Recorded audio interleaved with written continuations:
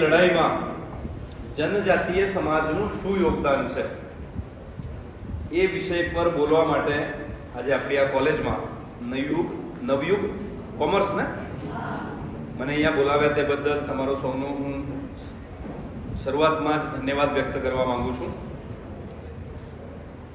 આઝાદીની લડાઈમાં જનજાતીય સમાજ એવો શબ્દ આવ્યો ને, જનજાતીય સમાજ કે જેને આપણે શિડ્યુલ ટ્રાઇબ કહીએ છીએ, એ સમાજમાંથી આવતા કોઈ વિદ્યાર્થી અહીંયા બેઠા છે? જરા હાથ ઊંચો કરશો.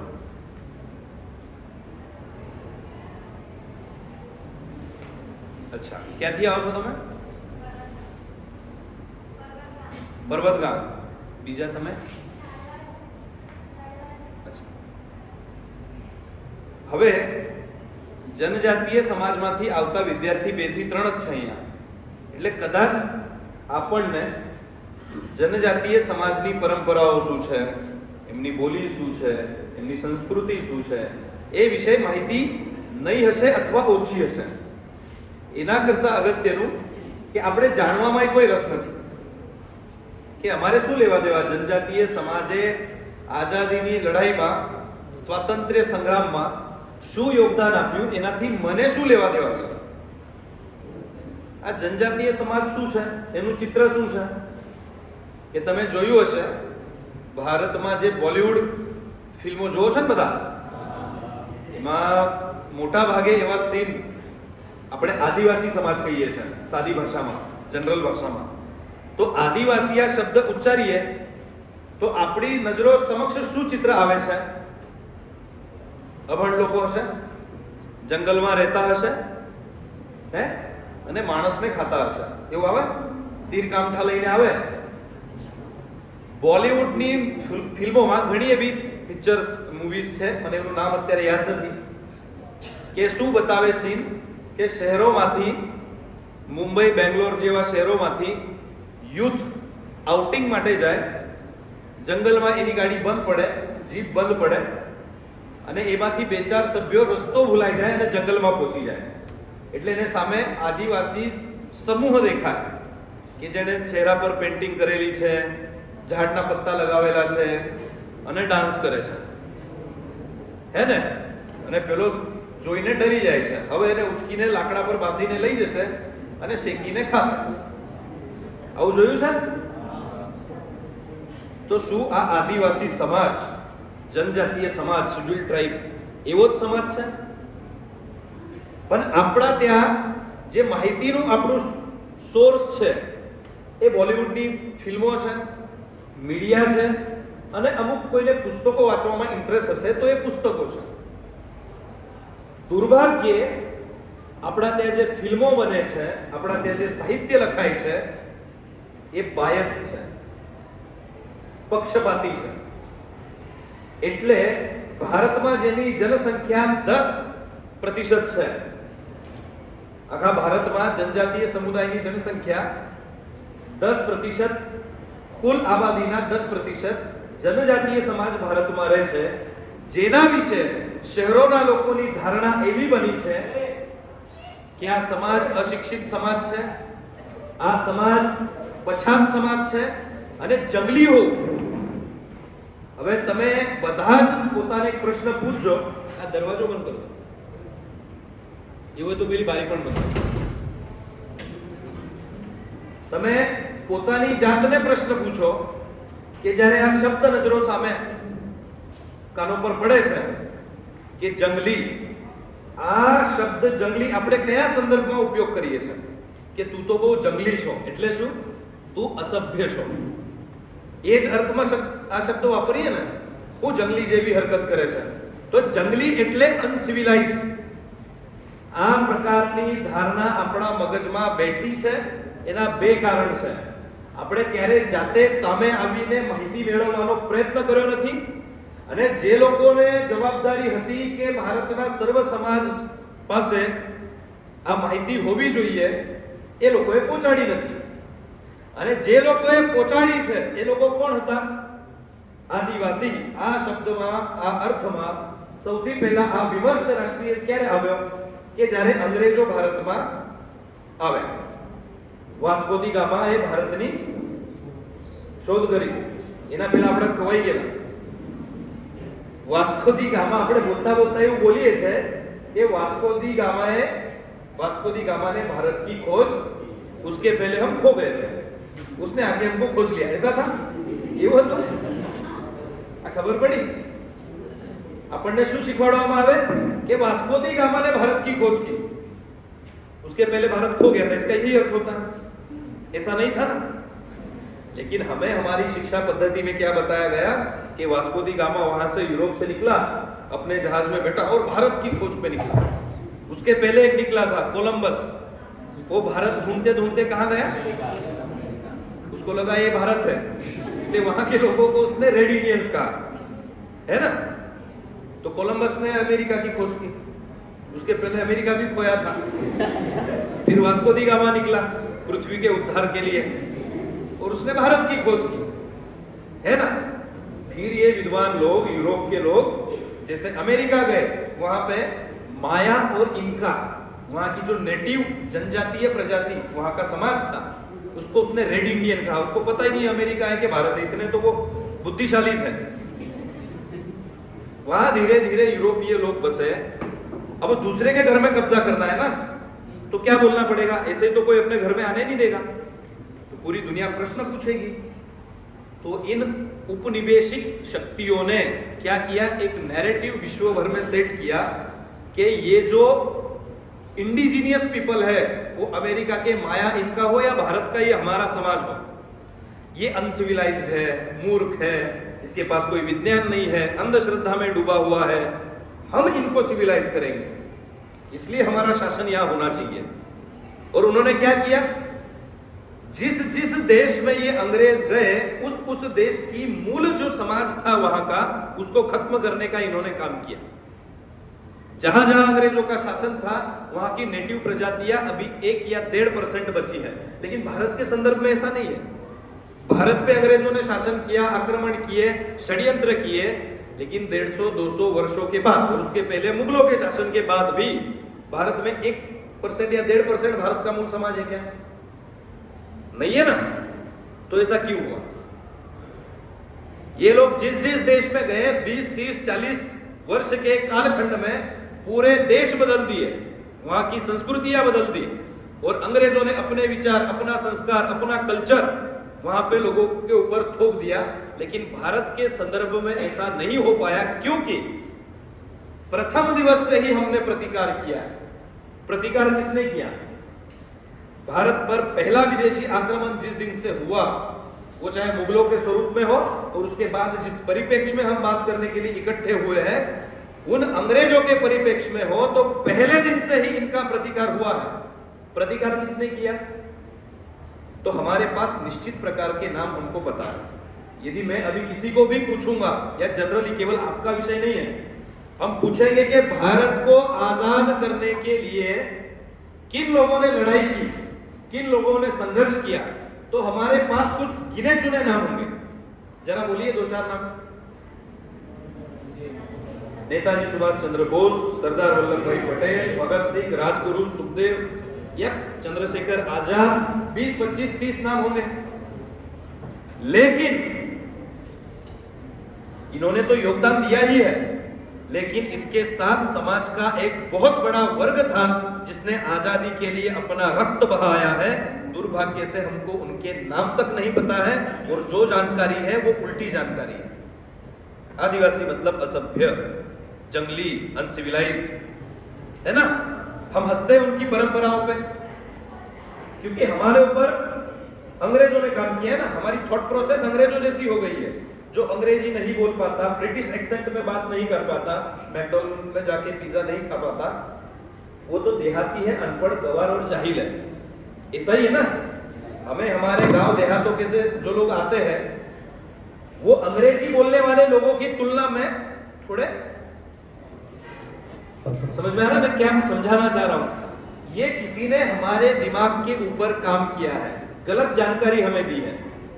स्वातंत्र्य संग्राम में जनजातीय नायकों का क्या योगदान है, मैं यदि यहां पर पूछूं कि एक जनजातीय नायक का नाम बताइए, तो आप मुझे बता सकते हैं? एक जनजातीय नायक का नाम बताइए कि जिन्होंने भारत की आजादी के लिए संघर्ष किया हो, फांसी पर चढ़े हो। ऐसा एक नाम हम बता सकते हैं क्या? हम तो पढ़े लिखे लोग हैं ना भाई, एक आध नाम तो पता होना चाहिए, दो चार नाम। तो इसका यह मतलब होता है कि ऐसा कोई योगदान किसी ने दिया ही नहीं है, कोई जनजातीय समाज फांसी पर चढ़ा ही नहीं है। इसका यह अर्थ होता है ना, अगर ऐसा कुछ योगदान रहा होगा तो हमें दो चार नाम तो पता होता है ना। हमारे तक तो किसी के नाम ही नहीं है, तो मतलब ऐसा कुछ हुआ नहीं, बराबर है?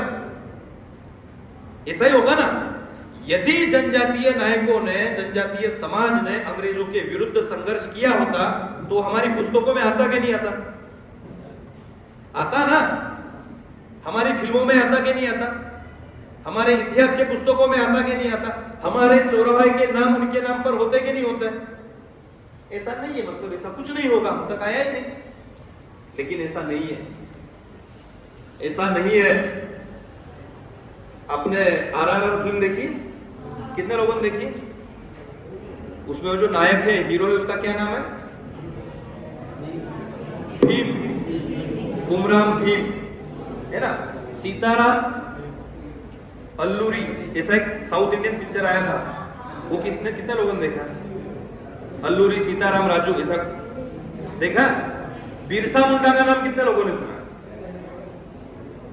बिरसा मुंडा का भी नाम नहीं सुना हमने। 25 वर्ष की आयु में जिस बिरसा मुंडा को अंग्रेजों द्वारा मार दिया गया, उस हमारे जैसे युवा क्रांतिकारी बिरसा मुंडा का नाम हमें पता नहीं है। हमें लगता है कि हमें क्यों पता होना चाहिए? बिरसा मुंडा थोड़ी मेरे समाज का था। वो बिरसा मुंडा हमारे समाज के नहीं थे, हमारे पूर्वज नहीं थे, वो केवल जनजातीय नायक है क्या? भारत के जो नायक है वो किसी जाति के नायक नहीं है, वो भारत के राष्ट्रीय नायक है। उन्होंने जो लड़ाई लड़ी वो केवल किसी समाज के लिए नहीं लड़ी ना। तो हमें बिरसा मुंडा के विषय में कोई जानकारी नहीं है। ये कुमराम भीम का नाम आप बता पाए क्योंकि वो फिल्मों में आया ना। यदि ऐसी 10, 15, 20 पिक्चरें बनती तो हमें सबके नाम, सबका इतिहास पता होता ना। लेकिन हमारे इन बॉलीवुड वालों ने हमको ये दिखाना जरूरी नहीं समझा। वो बॉलीवुड की फिल्मों में जो कथानक होते हैं, जो स्टोरी होती है, वो आप देखो। जनरली हमारी फिल्मों में स्टोरी क्या होती है? लुटियंस दिल्ली की स्टोरी होती है।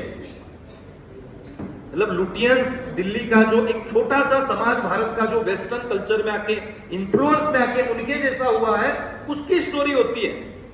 उसका भारत से कोई लेना देना ही नहीं है। वो घूमने जा रहे हैं वहां पे रशिया में, वहां से मॉस्को गए, भारत में पता नहीं कौन से क्लब दिखाते हो, दिखते तो 2-4% हो गए भाई। जो फिल्मों में युद्ध दिखाया जाता है वो हमको सड़कों पे दिखता है क्या? जो बॉलीवुड की फिल्मों में जो जिसकी कहानी दिखाई जाती है, ऐसे लोग हमको दिखते हैं क्या? यहां दिखते हैं आपको? सूरत में दिखते हैं? वो एक छोटा वर्ग है जो भारत नहीं है। भारत है गांव का, देहातों का। वो स्टोरीज हमारे तक नहीं लाई गई योजना पूर्वक। ये आरआरआर कितने करोड़ का बिजनेस किया इसने? कांतारा फिल्म आई, एक देखी आपने? कांतारा फिल्म में जो कहानी है वो दक्षिण कर्नाटक के तुलु बोलने वाले आदिवासियों की कहानी है। 14-15 करोड़ में बनी हुई ये पिक्चर है, फिर भी इतनी जबरदस्त हिट हो गई। ऑस्कर में उसका नॉमिनेशन हुआ है, आरआरआर को भी अभी कोई अवार्ड मिला। तो ऐसा क्यों हो रहा है? 15-20 करोड़ में बनी हुई पिक्चर हिट हो रही है, क्यों? क्योंकि उसमें भारत की कहानियां अभी दिखाई जा रही है। अब तक हमें एक आदत पड़ गई थी, पता नहीं कहां के वो बॉलीवुड के हीरो कहां से पकड़ के लाते हैं, ऐसा युद्ध कहीं है ही नहीं। आप जाकर के देखो, जो हमारी अभी पिछले 10 साल की फिल्में निकालो आप, उसमें जो युद्ध और जो कहानियां दिखाई जाती है वो भारत की है ही नहीं। वो हो सकता है मुंबई में कोई 2-5 सोसाइटी ऐसी हो, दिल्ली में 2-4, बेंगलोर में 2-4 सोसाइटी ऐसी हो, वो भारत है क्या? भारत का असली इतिहास हम तक नहीं लाया गया। जालियांवाला बाग की घटना आपको पता है ना? जनरल डायर ने क्या किया, वहां पर जो लोग उनके विरोध में इकट्ठे हुए थे उनके ऊपर गोलियां दागी और लोगों को मार दिया। लेकिन मानगढ़ का नाम सुना है आपने? आजादी की लड़ाई में जनजातियों का क्या योगदान था ये हमें बताया नहीं गया। और अंग्रेजों ने हमें क्या बताया? अनुसूची 5 का विस्तार, ऐसा कहते हैं हम कॉन्स्टिट्यूशन की भाषा में। वो क्या है अनुसूची 5 का क्षेत्र, जिसको अंग्रेजों ने पार्शली एक्सक्लूडेड एरिया जिसको घोषित किया था। ये क्या था पार्शली एक्सक्लूडेड एरिया? कि जहां पे अंग्रेजों का कानून लागू नहीं होता था। अंग्रेजों को जब अंग्रेज भारत में आए तब उनको जिस चीज का दोहन करना था, लकड़ा, खनिज, वो सब कहां था? जंगल में था ना। तो अंग्रेजों का सबसे पहला संघर्ष हुआ है जंगल के भारतीयों के साथ, जिनको हम वनवासी, आदिवासी या शेड्यूल्ड ट्राइब कहते हैं। उन्होंने भारत का कानून जंगल में क्यों लागू नहीं किया? जरा कोई बता सकता है पीछे से? अंग्रेजों ने भारत का, मतलब उनका जो ब्रिटिश कानून था, वो जंगल में लागू क्यों नहीं करवाया? क्योंकि यदि वो कानून वहां लागू करते तो डेमोक्रेटिक प्रोसेस से होके जाना पड़ता और उनको हजारों हजार लोगों को एक साथ फांसियां देनी थी, जनजातीय समाज के लोगों को। अच्छा, ये क्यों जनजातियों को फांसियां देनी थी, एक एक हजार लोगों को? एक आप गूगल पे सर्च करना, क्रिमिनल ट्राइब एक अंग्रेजों ने कानून लाया था। क्रिमिनल ट्राइब्स मतलब किसी आदिवासी के घर पे, जनजातीय के घर पे बच्चा जिस दिन पैदा हुआ उस दिन से वो क्रिमिनल है, और वो क्रिमिनल है इसलिए उसके ऊपर अंग्रेज पुलिस कुछ भी पुलिस कार्रवाई कर सके, इसलिए जनजातीय के घर पे बच्चा जिस दिन पैदा हुआ तब से उसको क्रिमिनल बोला गया। क्यों क्रिमिनल बोला गया उसको? वो गुंडाई करता था, वो आप सोचो, ये सोचने की बात है ना। बच्चा पैदा होता है तब से उसको क्रिमिनल कहा जा रहा है।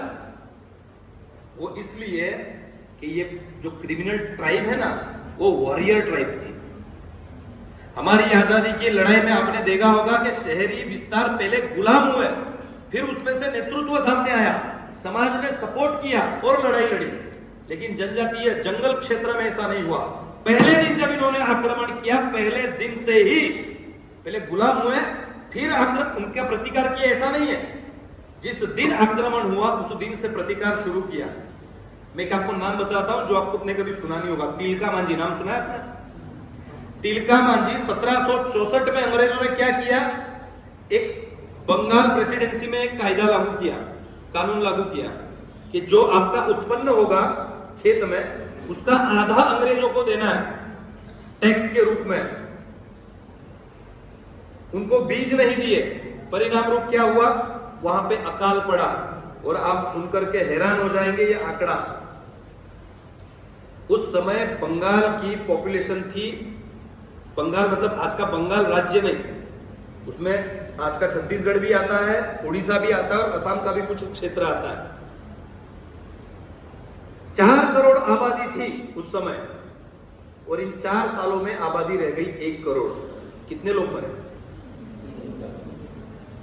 वो मरने वाले थे जनजातीय समाज के लोग। और इसी जनजातीय समाज में एक तिलका मांझी नाम का एक युवक, वो शेर का शिकार करने में उसे बहुत आनंद आता था और उसकी मास्टरी थी। लेकिन इन अंग्रेजों की गलत नीतियों से त्रस्त होकर एक दिन उसकी मां ने कहा, तिलका तू क्या ये सिंह का शिकार करता है, जंगली पशुओं का शिकार करता है? इन अंग्रेजों ने हमारे अधिकार छीन लिए, हम पर गलत गलत टैक्स लगाए, हमें गुलाम बना रहे। उस कलेक्टर को जाके मारना। तो उस तिलका मांझी ने अपनी मां के कहने पर उस अंग्रेज अधिकारी को मार दिया। मारने के बाद तिलका मांझी को अरेस्ट हुई और 56 किलोमीटर कितना होता है समझ लेना। आपकी कॉलेज से आपका घर कितना किलोमीटर है वो याद करो, और उस तुलना में 56 किलोमीटर कितना होता है वो समझो। 56 किलोमीटर तक तिलका मांझी को घसीट कर लेके गए, बांध कर गाड़ी से, और फिर भागलपुर के चौराहे पर उन्हें सार्वजनिक सब देख सके इस प्रकार से फांसी दी गई। उस तिलका मांझी को हमको नाम नहीं पता है। हमको ये पता है कि सैफ अली खान के लड़के का क्या नाम है, उसके दूसरे लड़के का क्या नाम है, उसकी पहली पत्नी कौन थी, उसकी पहली पत्नी की लड़की का अभी किसके साथ अफेयर है, उसका पहले किसके साथ था। लेकिन हमारे लिए जो बंगाल की सड़कों पर, भागलपुर की सड़कों पर जिसको घसीटा गया, उसका नाम हमें पता नहीं है, हमें पता करना भी नहीं है। हमें क्या लेना देना? ऐसा ही है ना, ऐसा ही है, ऐसा नहीं है। डांग का नाम सुना है आपने? डांग का नाम सुना है? डांग में एक गांव है, उसका नाम है लश्करी आंबा। आंबा मतलब લશ્કરી આંબો ગુજરાતીમાં. तो ये लश्करी आंबा क्या है? पूरे भारत पे अंग्रेजों का शासन था ना, लेकिन डांग के ऊपर अंग्रेज कभी कब्जा नहीं कर पाए. मैं શરૂઆત ગુજરાતીમાં કરી હતી પછી હિન્દી બોલવા માંડ્યો છે, એવું થયું છે ને?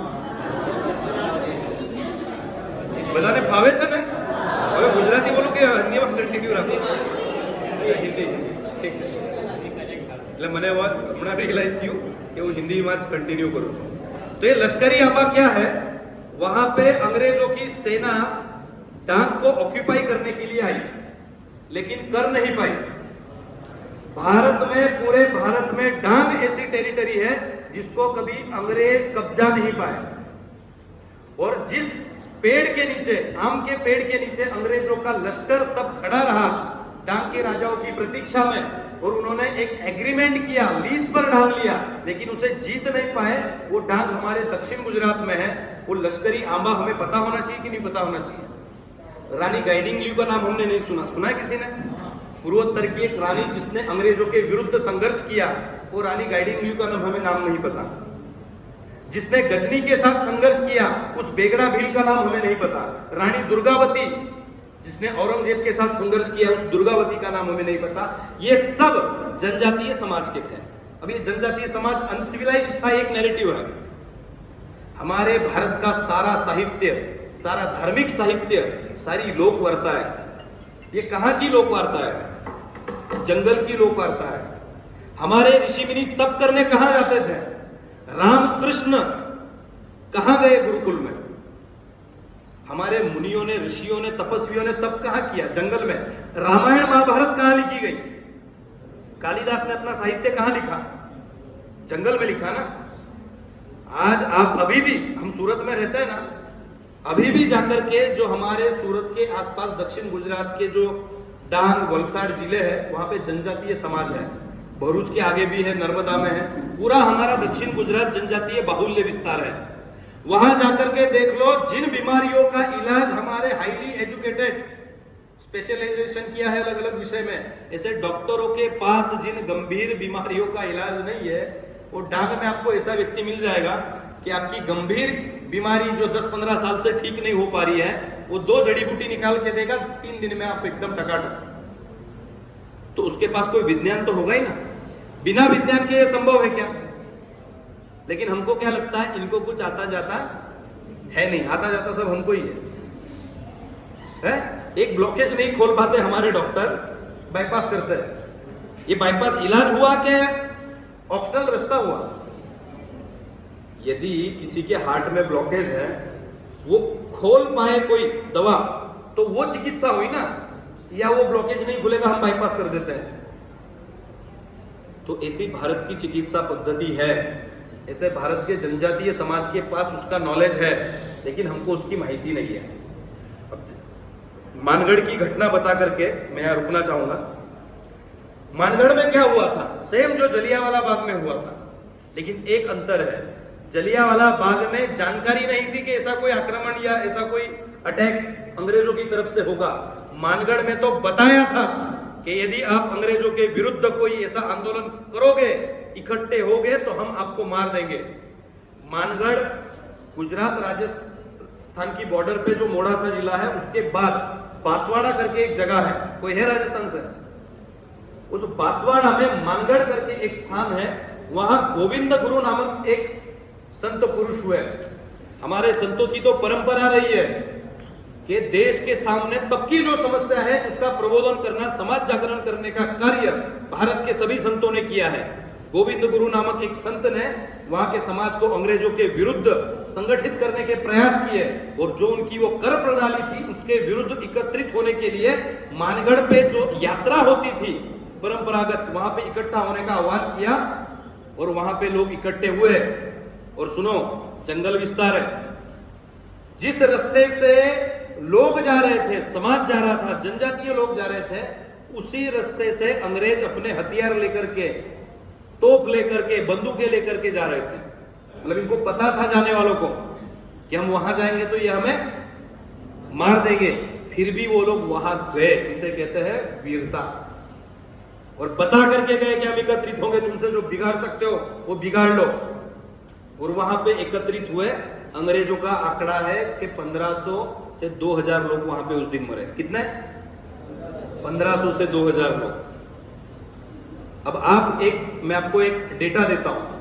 इस मानगढ़ के लिए अंग्रेजों ने जो असला बारूद अलॉट किया था वो 4 लाख राउंड थे। कितने?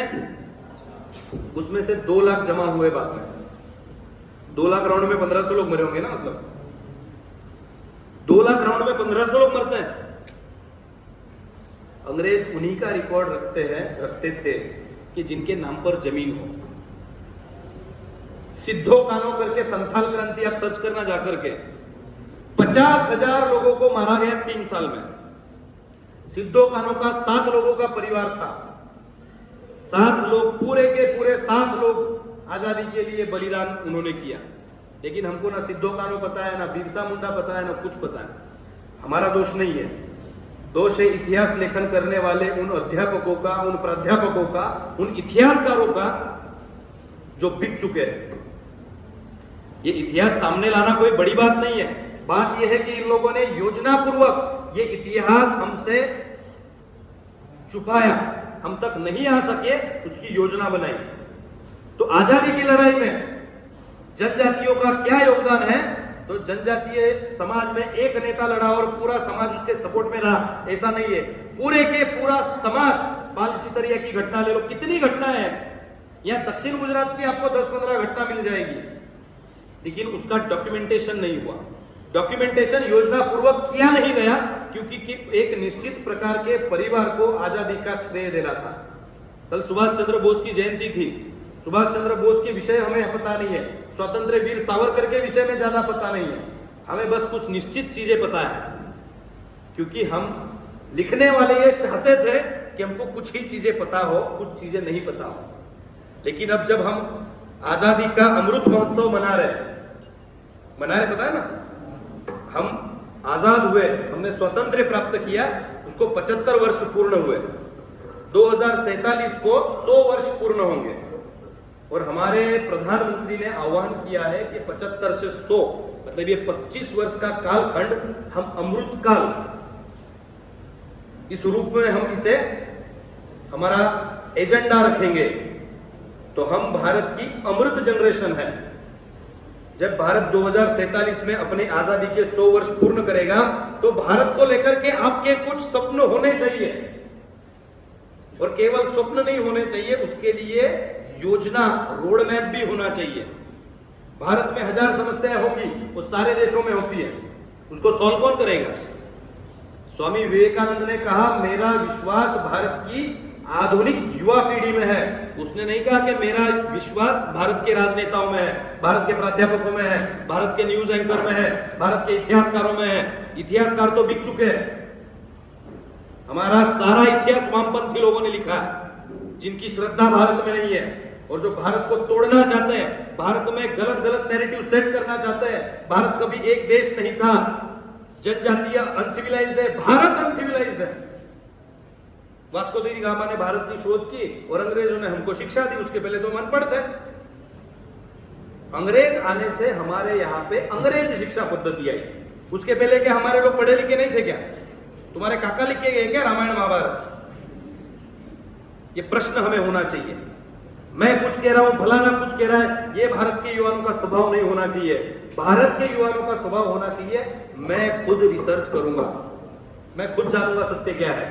हमको अलग अलग चीजें बता रहे, उत्तर भारत के लोग आर्य है, दक्षिण भारत के लोग द्रविड़ है, ऐसे हजारों नैरेटिव सेट किए जा रहे। तो इस अमृत काल में हमको एक संकल्प तो करना चाहिए कि मेरा जीवन, मेरा करियर, उससे बाहर निकल के मेरा देश, मेरा समाज, मेरा धर्म, हमारी संस्कृति, इसके लिए हम कुछ कर सकते हैं क्या? कर सकते हैं क्या? आपको पूछ रहा हूं मैं, नहीं कर सकते? कर सकते हैं, केवल इच्छा शक्ति की आवश्यकता है। आपको मैं इतना बताता हूं, ये 25 वर्ष का बिरसा मुंडा, भारत के इतिहास में उसको भगवान बोला गया। क्या? भगवान बिरसा मुंडा बोला जाता है। 25 वर्ष का युवान, समझो सामने अंग्रेजों की सेना है, लश्कर है, सत्ता है, शासन है, असला है, बारूद है, फौज है और ट्रेंड फौज है। अगर वो बिरसा मुंडा ने सोचा होता कि पूरा ब्रिटिश राज सामने खड़ा है, मैं अकेला क्या कर सकता हूं, मेरे पास ना कोई सेना है, ना धन है, ना सामर्थ्य है, ना कोई संगठन है, ना फौज है, तो कर सकते हैं क्या? लेकिन उन्होंने सोचा मैं कर सकता हूं, और वो कर पाए क्योंकि उन्होंने सोचा ये मुझसे होगा, ये मेरा दायित्व है। भारत के युवाओं को भी अभी अपने कर्तव्य बोध के प्रति जागृत होना चाहिए, और इस अमृत काल में जैसे जनजातीय वाला विषय है, ऐसे हम एक वॉरियर की स्टडी सर्कल बना करके, जैसे मैंने तिलका मांझी कहा, मैंने यहाँ का लश्करी आमा कहा, इसके विषय में हम शोध कर सकते हैं क्या? 4 लोग स्टडी सर्कल बना करके उसका कोई रिसर्च पेपर लिख सकते हैं क्या? उसकी कोई 5 मिनट की डॉक्यूमेंट्री बना सकते हैं क्या? अगर हम नहीं लिखेंगे तो याद रखना, इतिहास लिखने वाला हमेशा, अगर इतिहास शिकारी लिख रहा है ना, वो हमेशा शिकारी को ही ग्लोरीफाई करेगा, और जब तक इतिहास शिकारी लिखेगा, सिंह का सिंहत्व कभी बाहर नहीं आएगा, समझ लेना। भारत का इतिहास अंग्रेजों ने लिखा है, भारत का इतिहास वामपंथी इतिहासकारों ने लिखा है, और जब तक भारत का इतिहास ये लोग लिखेंगे, भारत की शौर्य गाथाएं कभी बाहर नहीं आ सकती। सिंह का इतिहास सिंह को लिखना पड़ेगा। शिकारी तो यही बताएगा कि सिंह तो आदमखोर था, लोगों को मारता था, इसलिए मैंने उसको मार दिया। अंग्रेजों ने वही कहा कि ये आदि जाति तो अनसिविलाइज्ड लोग हैं, ये आपको कष्ट देंगे, इसलिए हम उन्हें मार रहे हैं, इसलिए हमें हजार लोगों को एक साथ फांसी दे रहे हैं। तो भारत को आवश्यकता है कि भारत के लोग, भारतीय चेतना के लोग, यानी हम भारत का इतिहास लिखे, हम भारत के विमर्श को सामने लाए, हम भारत के स्व को बाहर लाए, हम भारत के एक्चुअल दर्शन को बाहर लाए, हम भारत की परंपराओं को बाहर लाए, और इस हीन भाव से बाहर निकले कि भारत के पास कुछ नहीं था। अगर भारत के पास कुछ नहीं था तो 2-2000 साल पहले पूरी दुनिया जब गुफाओं में रहती थी, तब हमारे यहाँ यूनिवर्सिटीज थी, पता है ना? तो उस दिशा में कुछ कर सकते हैं क्या? आज हमारी यूनिवर्सिटी में कितनी फैकल्टी है? 30-32 फैकल्टी है। नालंदा विश्वविद्यालय में 64 फैकल्टी थी 2000 साल पहले, और एंट्रेंस एग्जाम लेकर के हम एडमिशन देते थे। बख्तियार अली खिलजी ने जब उसकी लाइब्रेरी चलाई तो 6 महीने तक वो लाइब्रेरी चली, 9 फ्लोर की लाइब्रेरी थी। हमारा एक अर्थशास्त्र का ग्रंथ मिला है चाणक्य द्वारा लिखित, तो आज भी पूरी दुनिया अर्थशास्त्र विषय में उसका आधार लेती है। सोचो उस 9 लाख पुस्तकों में रहा क्या होगा जो हमसे चला गया है। ये कौन करेगा? यूरोप से लोग आके करेंगे क्या? ये हमको करना पड़ेगा, ये हमारा दायित्व है, हमारा कर्तव्य है कि भारत की पढ़ाई हम कर रहे हैं ना, तो भारत की लड़ाई भी हमको ही लड़नी पड़ेगी। आप लड़ेंगे कि नहीं? कहां लड़ेंगे? है इसी कोई प्रत्यक्ष लड़ाई तो है नहीं। अभी लड़ाई का स्वरूप बदल गया। अभी लड़ाई होती है आर्टिकल्स के रूप में, ट्वीट के रूप में, यूट्यूब के वीडियोस के रूप में, इंस्टाग्राम रील के रूप में, और हमें बताया जाता है दिवाली होती है तब पटाखे में थोड़ा प्रदूषण हो जाएगा। हम भी सोचते हैं सही बात है। जिस दिन हम पतंग उड़ाते हैं बोलते हैं यार वो पक्षी कट जाएंगे, ऐसे आते हैं ना, मीम्स आते हैं, है ना? और वायु प्रदूषण हो रहा है, फिर बोलेंगे पानी का प्रदूषण हो रहा है। अच्छा, इनको ये ज्ञान उसी दिन प्राप्त होता है, पूरे साल कुछ पता ही नहीं चलता। पक्षी प्रेमी बराबर उत्तरायण के 2-4 दिन पहले, हफ्ते पहले एक्टिव हो जाते हैं, फिर पूरे साल क्या करते हैं? बियर पीते हैं। हमको बोलते हैं कि शिवलिंग पर दूध मत चढ़ाओ, क्यों? गरीबों को पिलाओ। हमारे मन में संभ्रम खड़ा करते हैं, हाँ यार बात तो सही है, गरीब को दूध देना चाहिए, ये क्या हम शिवलिंग पे ऊपर वेस्ट कर रहे हैं। और ये बताने वाला पिक्चर बना के 400 करोड़ कमाता है, और उसकी पिक्चर की टिकट 400 रुपए की होती है, और हम कंफ्यूज हो जाते हैं। कितना पानी बचाना, पूरे साल बचा लेना, होली के दिन नहीं बचाना। एक दिन होली मनाने से पानी वेस्ट हो जाता है। अभी गणेश विसर्जन होता है ना, तो बोलते हैं नहीं, यहाँ गणेश विसर्जन नहीं करना, तो क्या है, जल प्रदूषण होता है, और तुम 12 महीने वो मील का पानी छोड़ते हो तब नहीं होता है। ये लोग चाहते हैं कि हम अपनी परंपराओं से, उत्सवों से दूर हो जाएं, हम मंदिर जाना बंद कर दें, हम अपना दर्शन पढ़ना बंद कर दें, हमारे धर्म ग्रंथ पढ़ना बंद कर दें। क्यों बंद कर दें? क्योंकि तुम्हारे अंदर से वो जाएगा तब वो आ पाएगा जो वो लोग लाना चाहते हैं। वो कल्चर, यूरोपीय कल्चर तुम्हारे अंदर कब आएगा? जब तुम हीन भाव से पीड़ित हो जाओगे।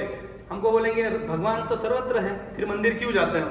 हमको भी हाँ, भगवान तो नहीं जाना चाहिए। तो मंदिर जाना बंद कर दिया ना उन्होंने तुम्हारा, तुमको बोलेंगे कि तुम्हारे पूर्वज तो भाई ये अंधश्रद्धा में डूबे हुए लोग हैं, तो तुम अपने माँ बाप को देखते हो कि यार ये तो अनपढ़ लोग, मैं पढ़ा लिखा आदमी, बीकॉम कर रहा हूं, वेब सीरीज देखता हूं हॉलीवुड की, ये अनपढ़ है, मैं शिक्षित हूं, मतलब समझ लेना आप अपने कल्चर से कट गए। तो अंततः अमृत काल में इतना संकल्प कर लो कि हम भारत को विमर्श सामने लाने के लिए प्रयत्न करेंगे। करेंगे या नहीं करेंगे? एक साथ बोलो, मुझे भी थोड़ा अच्छा लगे। बहुत बोर हो रहा है। धन्यवाद। भारत माता की जय।